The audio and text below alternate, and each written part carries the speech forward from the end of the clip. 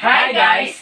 Tuturuan po namin kayo kung paano Disassemble at mag-assemble ng system unit. Tara na!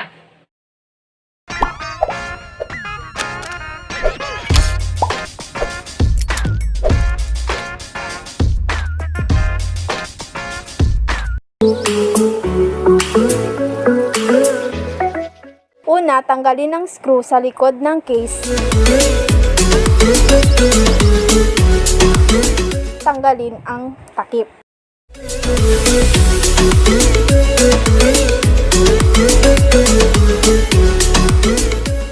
Tanggalin ang power connectors na nakakonect sa motherboard.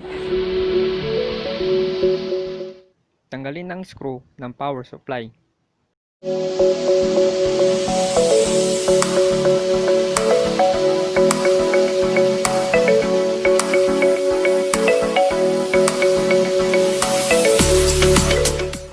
Dahan-dahang tanggalin ang power supply. Tanggalin ang memory module. Alisin ang harapan ng panel connectors.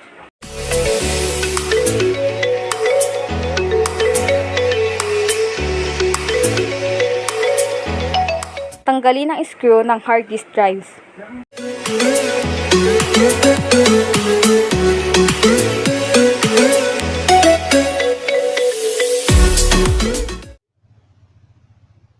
At alisin ang HDD at SSD sa loob ng case.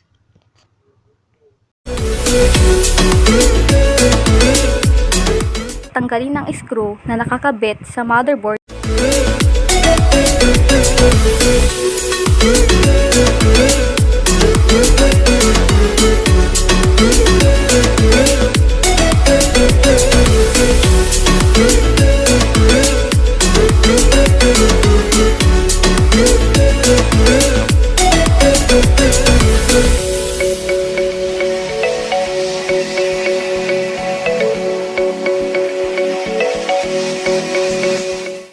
Una, ang motherboard ay dapat nakapix vertically sa tower case at ang screw ay dapat nakapix behind of the motherboard. Pangalawa, higpitan ang paglalagay ng screw. Pangatlo, ihanay ang power supply sa tuktok ng likurang bahagi ng cabinet at i-screw ito.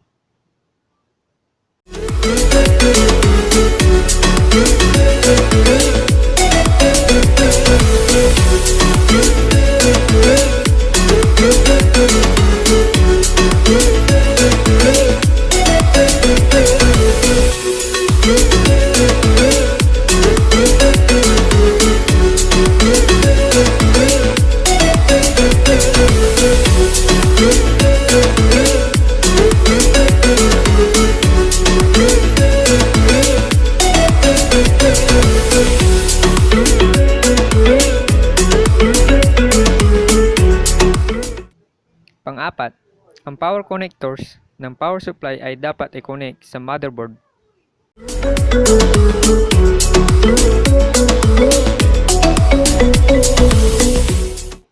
Pang-lima, ilagay ang RAM sa motherboard sa pamamagitan ng pag-align ng RAM sa socket ito. Pang-anim, i-connecta ang connector ng front panel sa motherboard. Front panel USB port at front panel audio port.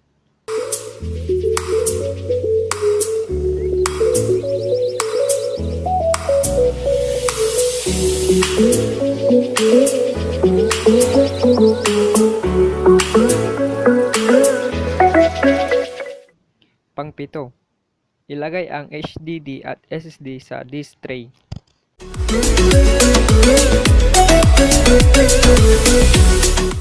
At ilagay ang screw at saka ito higpitan.